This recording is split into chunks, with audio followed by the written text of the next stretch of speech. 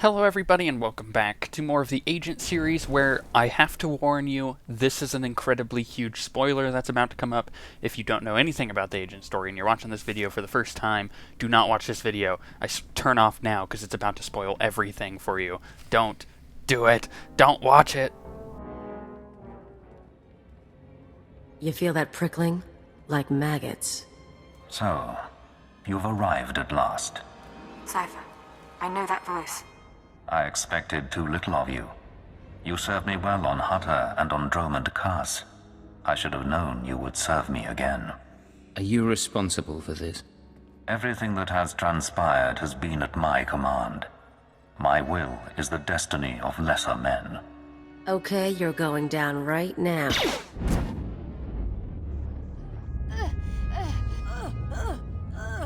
Your follower believes she has been betrayed. She is contemptible and beneath me. Creepy scumbag. You are so dead. Accept the gift of your life, Agent, and we will discuss Terror, the Empire, and the Sith. You want to talk? After what you did to Koliya? The creature will live, but my tolerance has limits. Don't, Cypher. You know what he's capable of. I'm trying to analyze the situation, but it'll take time, and if he has the command codes... It was my desire that the Eagle unite the Terror cells. It was my desire that my flagship be destroyed. I required a weapon that the Dark Council would overlook.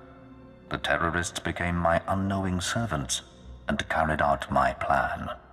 What does the Dark Council have to do with this? Everything. A member of the Council is forced to politic, to struggle against his rivals. The waste is unimaginable. With my false death, I escaped the eyes of the Dark Council and of Imperial intelligence. After the Dominator, I came here, bringing with me those passengers worthy of elevation. I maneuvered my pieces into place. I'm not one of your game pieces, Lord Jadus. You were once, until I allowed you independence. Keep him talking. Damn it. We can't fight him on our own. His power is second to the Emperor's. I accomplished two things during my absence. First was the diminution of the Dark Council. Upon my death, my former enemies began warring amongst themselves, vying to claim my resources. Darth Jored's arrival escalated the chaos. My daughter is doomed, but she is an adequate distraction. I can't call for reinforcements so long as that jamming field is active. But he'll annihilate anything less than an army. You said your death accomplished two things. One was weakening the Council. What was the other? Throwing the Sith into disorder was only the start. The rest of the Empire had to be prepared as well. That was the Eagle's purpose, to sow fright and hatred. All this while, my Eradicators were growing. Now they are ready, and my victory is close at hand. What victory? What are you talking about? The Eradicators will destroy the strongholds and apprentices of my enemies on the Council. So too will the Eradicators terrorize the Empire.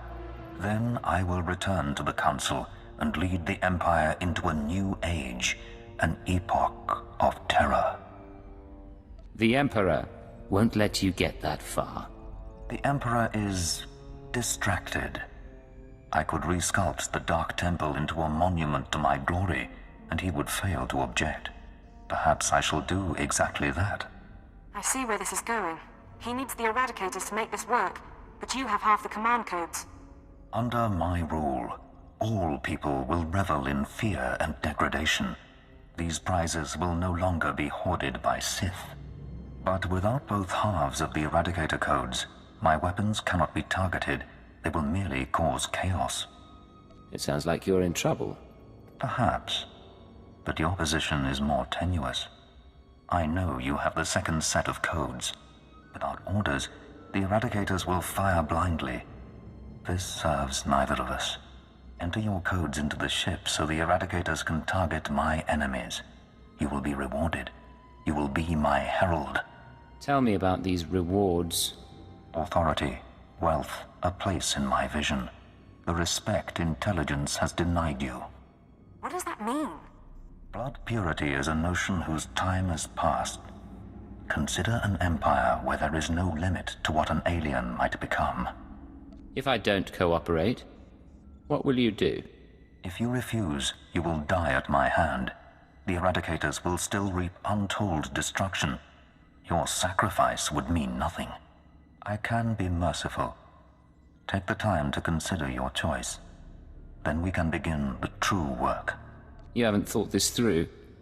Kill me, and I take the codes with me. A bold sentiment, but not a wise one. With your death, neither of us achieves our desire, and only I will be in a position to form a new plan. You're wrong, Jadus. You won't be in a position to do anything. Cypher, what are you doing? Tell me, Agent, what possible advantage could you have over me? You're in my sanctuary, and my power is infinite. I'm better looking than you'll ever be. Enough. My time will not be wasted. Consider my offer. All right, stay focused and don't look at Jadus. How are you holding up? Can we put together a plan? I'm all right, but I don't think we have much time. We need to re-examine our priorities. We came here to stop the Eradicators, but we weren't prepared for reality. Our plan now has to focus on neutralizing Darth Jadus. Everything else is peripheral. What are you talking about? I'm sorry, Cypher. The numbers aren't in our favor. You can deactivate the Eradicators right now. Just combine the codes in the bridge computers. But to keep Jadus from reactivating them, you'd have to blow up the ship's reactor. It's a suicide run, and chances are Jadus will escape. You have another suggestion? We trick Jadus. We give him the codes and let him launch his attack. Once the Eradicators start their bombardment, you slip off the bridge and take the ship apart. You sabotage the jamming field, hyperdrive, and shields. Then I can call in reinforcements. The military, the Dark Council, forcing Jadus to surrender. The Eradicators are deactivated as soon as feasible. Is it really better than blowing up the ship? It's cleaner, more precise, more thorough. Let's be clear. If we give Jadus the command codes, then yes, he'll murder thousands before we stop him. But the human cost is acceptable. The only alternative is to let Jadus escape and do worse down the line. You're assuming I want to stop his plan, but maybe I agree. You're not serious. Whatever he has planned for the Empire, it can't be beneficial. Learn to take a joke, Watcher 2. You're a piece of work. If you disable the Eradicators here and now, I'll help you. We'll destroy this ship, save a lot of people, in the short term. But my advice is this. Use the codes to let Jadus launch his attack. Sacrifice lives and seize this chance.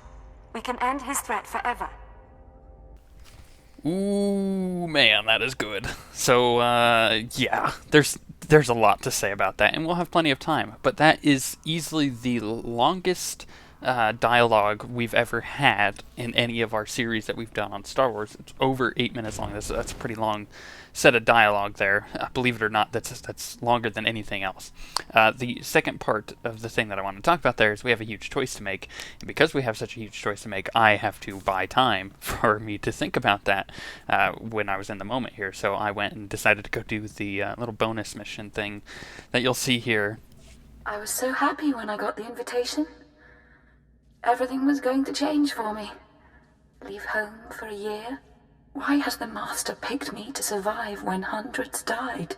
And now the rest of us, one by one. My mother was a slave, but I wasn't, because my father was an officer. I don't want to end up like her. Oh, please. Please, someone rescue us. Yeah, that wasn't nearly enough time to think about it. I, in fact, took like a 20-minute break just doing research on what the possible outcomes of this could affect with the rest of the story. Thankfully, I knew the rest of the story, so it wasn't spoiling anything for me. The other thing that we have to mention here is just how morally gray this choice is, and it's pretty good philosophically. It's actually better than the Jacko one, or Jaxo, or whatever her name was, with the trooper choice.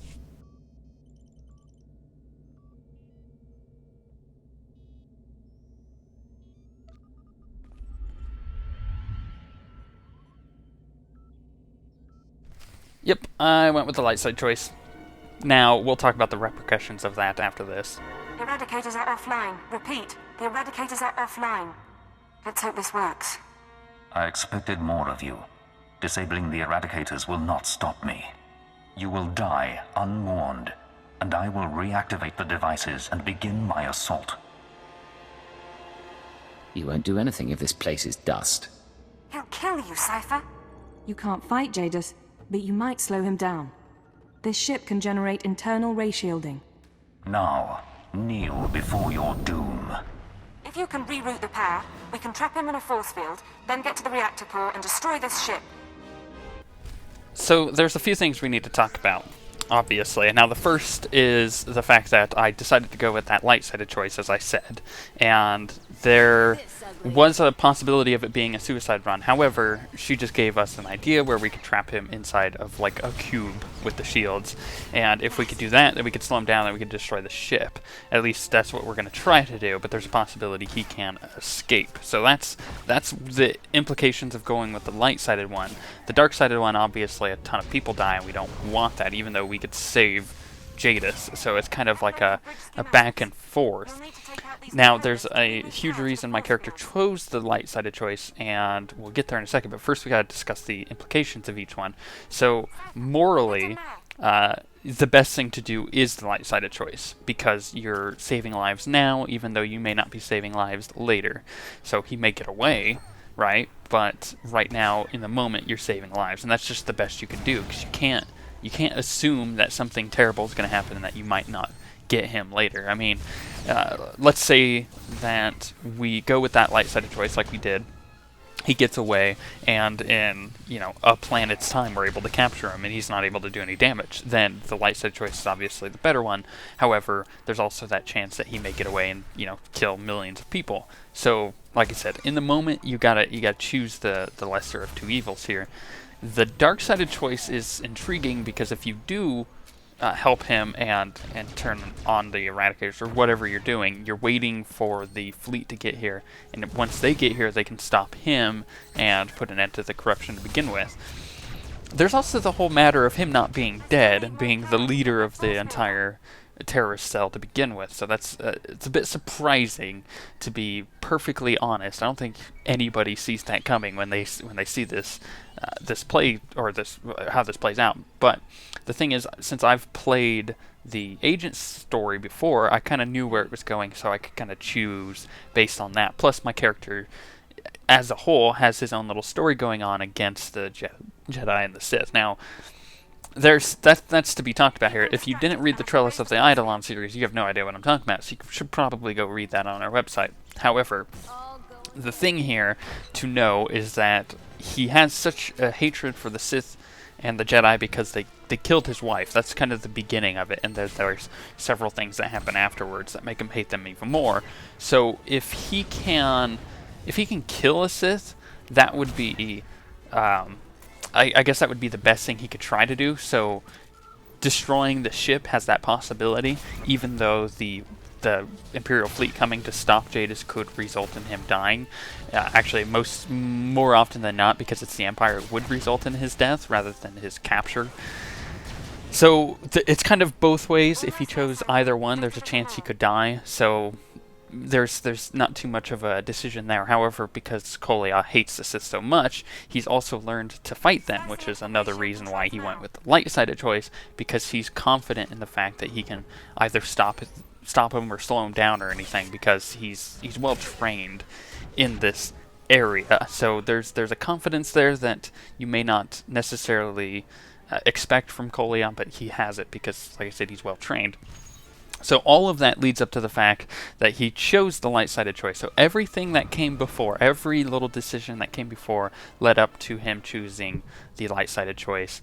Just all the little minute details attributed to that. And you wouldn't know that if you didn't read the Trellis of the Eidolon series. Not to force you to read it, but it makes a huge difference in the major choices. Plus, this is one of the best major choices in the game. Ship's power level's becoming unstable. You did it, Cypher. This whole place is about to explode. Give me a status update. The Sith? Out of the force field and on his way to a shuttle. I can't abort the launch. He's got a clean escape. Too bad we can't make him pay. You decided that stopping the Eradicators was more important. You knew what you were doing. I'm taking off. but I'll wait in system as long as I can. You need to get out before the reactor detonates. Good luck. Alright, so let's get out of the ship. Now, obviously, he got away. That's unfortunate, but there's nothing we could do there. You know, like I said, you just have to take the lesser of two evils, and that happened to be letting him get away. We could stop him later, hopefully, and hopefully that doesn't have too much of an impact on the rest of the story. Maybe he comes back later, maybe he doesn't. We just are going to have to wait and see, because it could be very devastating for him to still be out there. Then again, like I said, it's also very devastating to have the Eradicators be shooting at random planets. At least this way we saved a lot of lives, and hopefully the Imperial Agents, or the Agency will be able to see that that was the right choice as well. I was afraid you wouldn't make it, Cypher. Good to see you alive. The self-destruct sequence is complete. Jadus' ship has been reduced to cinders in Artis V's gravity well, and the Eradicator command codes went with it. Any way to know what he'll do next? No. I didn't even get a course projection when his shuttle jumped to hyperspace. I'm sending a message to Keeper. These events will cause complications among the Sith, but I expect the Dark Council will sort matters quietly. They'll keep Jadus on the run, and we stopped a massacre. I know you had doubts about the plan. I ran the numbers. I dread the day Jadus returns and what he'll do. But the call was yours, and I'm glad no one had to die. The song of the universe favors our actions. The nest, our empire, is stronger for it. I don't need your approval, Vector. We won't argue the point. You didn't do bad. I'd have gutted the Sith, though. Come on, don't tell me you didn't get a rush. Sure, running from a Dark Lord on an exploding ship, it's the reason I stick with you. I'll see you at headquarters, Cypher. Enjoy the downtime while it lasts. There'll be debriefings, cleanup, and sooner than you think, Keeper will have your next assignment. You're assuming Keeper can find me? We're Imperial Intelligence. We can find anyone. Mission accomplished. Watcher 2 out. And that is the end of Chapter 1, and now begins the really epic Chapter 2. I know you're saying, how could it get more epic? But trust me, it does.